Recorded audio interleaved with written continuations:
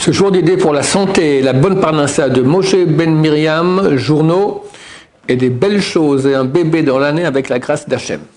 Amen. Ok, la paracha de cette semaine, parachat Teruma. On arrive en fait au but pour lequel on est sorti d'Égypte. On a reçu la Torah. Dieu veut qu'on construise un sanctuaire. C'est donc une sorte de temple, mais c'est un temple amovible, d'accord, qu'on peut démonter et transporter d'endroit en endroit durant les 40 ans dans le désert. Mais normalement, il y avait là-bas un saint et un saint des saints. Comme il y aura, c'est le but, après, un temple, d'accord. Il y avait le sanctuaire dans le désert et le temple à Jérusalem, et très bientôt, de nouveau, le temple qui va être reconstruit à Jérusalem aussi. Les sages d'Israël ont dit que depuis que le temple a été détruit, le temple de Jérusalem, Dieu n'a dans son monde que les 4 coudées de la halacha. Ça veut dire qu'il n'a que la Torah. Que la Torah. Et quand on entend ça, on entend quelque part qu'il lui reste que la Torah. Mais quand le Beth Amikdash, il y avait beaucoup plus. Et quelque part, c'est étonnant parce qu'on a beaucoup de paroles de Chazal qui disent le contraire. Entre le Beth Amikdash et la Torah, qu'est-ce qui est mieux? La Torah. Par exemple, c'est écrit Ekara hi mipninim. La Torah, elle est plus chère que les perles. Elle a plus précieuse, elle a plus de valeur que les perles. Pninim, c'est perles, mais dedans, il y a un jeu de mots. Lifnai ve lifnim. Pnim, c'est l'intérieur. C'est écrit que un Amaharetz, un mamzer, un bâtard, d'accord, une femme mariée qui a accouché avec un autre homme que son mari. Il y a des femmes qui trompent leur mari carrément. Bon, ça, on n'en parle même pas. Mais elle a reçu son divorce civil, mais pas encore son divorce religieux. Elle croit, ben voilà, je suis libre. Elle couche avec un autre homme, elle ne sait pas que d'après la Torah, elle est adultère. Elle est mariée, à tout égard. Et on connaît là, c'est des cas de femmes qui sont tombées enceintes comme ça, et l'enfant, il est mamzer, il est bâtard. C'est terrible. C'est très terrible, très grave. Un mamzer, qui est Tamil Chacham, c'est un sage d'Israël. Il étudie beaucoup au Torah, mais il est mamzer. Il est plus grand qu'un Kohen Gadol, un descendant direct de Aaron à Kohen, qui est rentré dans le Saint des Saints. Le Kohen Gadol lui-même rentre dans le Saint des Saints, d'accord, mais qui a Amaharetz, qui est Ignare. Donc on voit que l'étude de Torah vaut beaucoup plus que le service sacerdotal au temple. Il y a aussi un verset qu'on cite tous les jours avant Mincha, qui tov yom b'chatzarecha me'alef. C'est Dieu qui dit au roi David, je préfère un jour de ton étude de Torah plutôt que les 1000 sacrifices que fera ton fils Shlomo au temple. Donc l'étude de Torah vaut beaucoup plus. 1000 sacrifices au temple, c'est énorme. Mais l'étude de Torah du roi David était plus précieuse à Hachem plutôt que les sacrifices. Ou bien, c'est marqué Vetalmud Torah, Keneged Kulam, l'étude de Torah vaut comme toutes les missions réunies, donc celle aussi de construire un Beth Amikdash. Alors comment ça se fait qu'on nous dit que depuis que le temple est détruit, Dieu n'a plus que les 4 coudées de halacha, comme s'il lui manquait maintenant quelque chose de beaucoup plus grand? Réponse, en fait, c'est clair que vraiment l'étude de Torah vaut beaucoup plus que la construction du temple.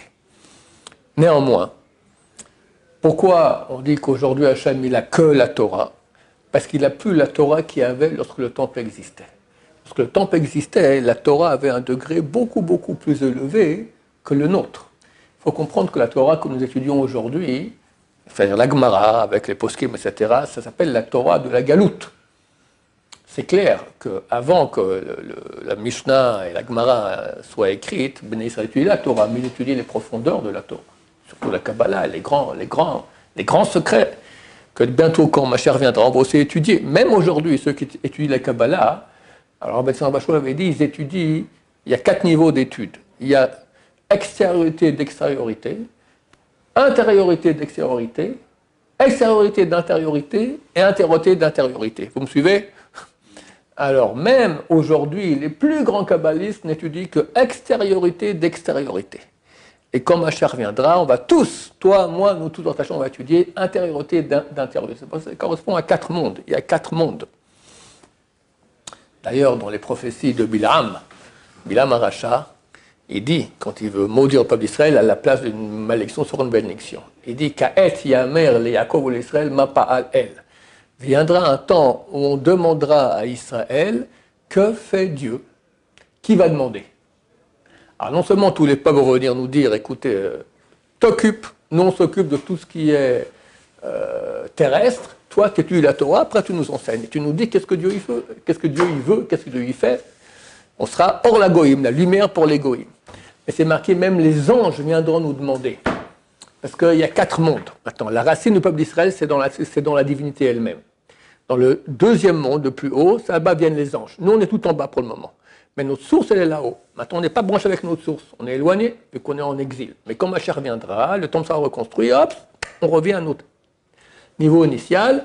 Et là, les anges du troisième monde viendront nous dire, hé, Ron, sois sympa, raconte-moi un peu qu'est-ce qu'il fait le bon Dieu là-haut. D'accord? Bon, je sais pas, on va voir. D'accord?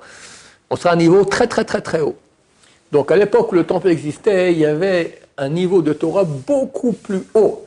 C'est ça qu'on dit, que depuis que le temple est détruit, Dieu, il n'a que les 4 coudées d'Halakha, c'est les 4 coudées actuelles, et c'est peu par rapport à quoi? Pas par rapport au temple, par rapport à la Torah qu'il y avait à l'époque du temple. Et on voit très bien qu'il y a un rapport entre le Beth Amikdash et le niveau de Torah, c'est que ça fait 2000 ans qu'on ne juge plus les cas de peine capitale.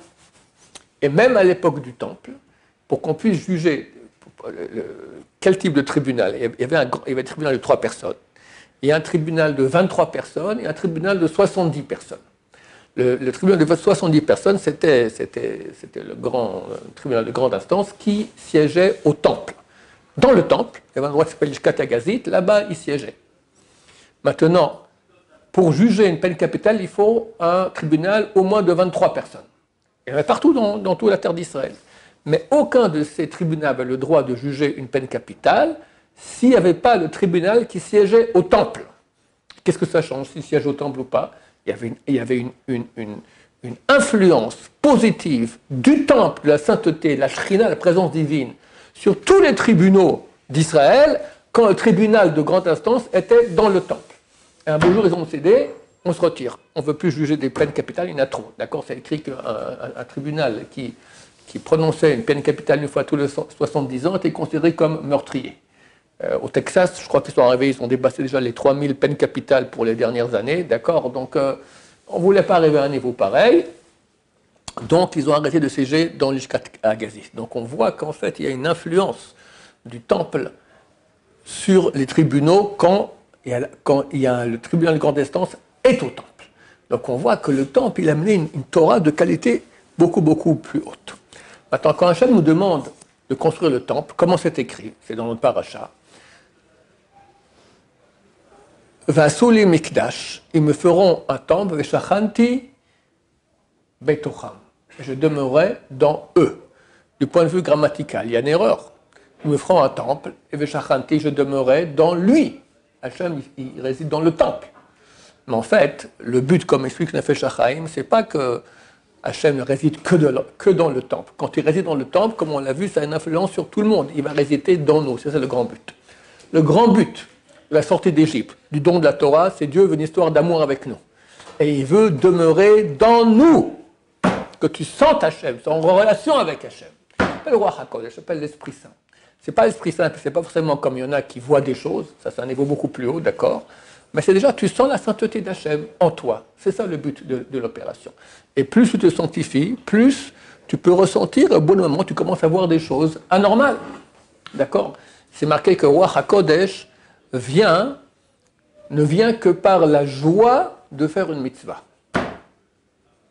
Rabbeinu Hari, celui qui a dévoilé toute la Kabbalah moderne, c'est pas Roi HaKodesh qui l'avait, c'est presque Moshe Rabbeinu, d'accord, il a dévoilé les secrets. Ça a pris 50 ans à son élève Rabbi Chaim Vital d'écrire ce qu'il a pris en 22 mois de son maître, écrire toute la Kabbalah. Et beaucoup de choses il n'a pas écrit, il a laissé comme ça. Comment il a eu tout cela? Il a dit grâce à 2 choses. 1, la joie de faire les mitzvot. 2, l'intention. Il faisait les brachot avant de manger, avant de boire, et après être aux toilettes, il faisait avec kavana, avec intention. Il pensait ce qu'il disait, lentement. C'est pas difficile, hein? Il faut rajouter 2 secondes en plus. C'est très très difficile. Le SRA se bat pour ne pas te laisser 2 secondes. Baruch, Ata, Hashem, pensez à Donakol, Yahweh, Yeshiva, Yadonut, Elokel, Taki, Bayoch, Bal, Kolot, Kulam, Ashgacha, Pratit, Vachno, Avadav, Melech, Haolam, Boré, Pria, Geffen. Fatigant, hein? Il y en a qui n'ont même pas le temps d'entendre les mots, je ne sais même pas s'ils les prononcent comme il faut. C'est ça toute la différence. Et la joie des mitzvot. La joie de faire mitzvah, ça amène au Ruach HaKodesh. J'ai connu un homme, Baruch Hashem, qui avait Ruach HaKodesh énorme. C'était le Rabbi Sonaba Shaoul. Énorme. Il a dit même que avoir Ruach HaKodesh, c'est simple. Ce qui est dur, c'est de changer. Arriver par une bracha que tu fais, changer. Guérir quelqu'un, lui trouver un mazal, enfin des choses. Il y avait des queues énormes. Tous les escaliers chez lui, jusqu'au 4e étage, étaient bourrés de gens qui venaient prendre des brachot. Mais il a dit, donc il avait Ruach HaKodesh, une fois pour j'étais chez lui, je dis, Kvod Arav, vous avez Ruach HaKodesh? Il m'a dit oui. C'est rare, les gens n'aiment pas dire ça, ce genre de choses. Il m'a répondu oui. Je lui ai dit, comment on fait? Il dit, je ne sais pas, j'ai enseigné la Torah aux élèves et c'est venu. Mais comment il faisait? Il faisait les mitzvot, les Shem Shammai, avec de la joie. Il ne faisait pas maintenant ni pour avoir un statut de Rav, ni pour être Rosh Yeshiva. D'ailleurs, qui l'enseignait? Il avait la classe numéro 2, c'était les jeunes gens de 15 ans. Et il m'a dit, pour arriver à l'Hamid, édifier un élève qui soit élève, qui sache étudier, il a fait comme ça. Du genre, combien c'est difficile. Il le faire bien étudier. D'accord? C'était ça. Et ça, c'est le Shem Shammai. C'était un des grands d'Israël. D'accord? Il s'occupait de gosses de 15 ans comme ça pour leur enseigner la Gemara, comment étudier. Et bien, il a eu Ruach HaKodesh. C'est le Shem Shammai. C'est exactement ce qu'on voit ici dans notre paracha. Vasuli mikdash v'shachanti betocham. Ils feront pour moi un mikdash. Qu'est-ce qu'il dit Rashi là-bas? Lishmi, en mon nom.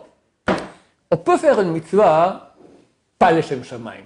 Je fais une mitzvah pour avoir Olam Haba, un beau paradis. J'aimerais une villa à 3 étages et 4 piscines, dans Olam Haba. J'aimerais un bon shidour. J'aimerais de la bénédiction. J'aimerais la bonne santé. Qu'est-ce que j'en sais, moi? Il y en a qui étudient pour le kavod, qu'on m'appelle rabbin, d'accord? Alors ça s'appelle, c'est l'ol les Shem Shammai. C'est valable. Tu auras droit à un mérite pour ça. Mais tu n'auras pas Ruach HaKodesh.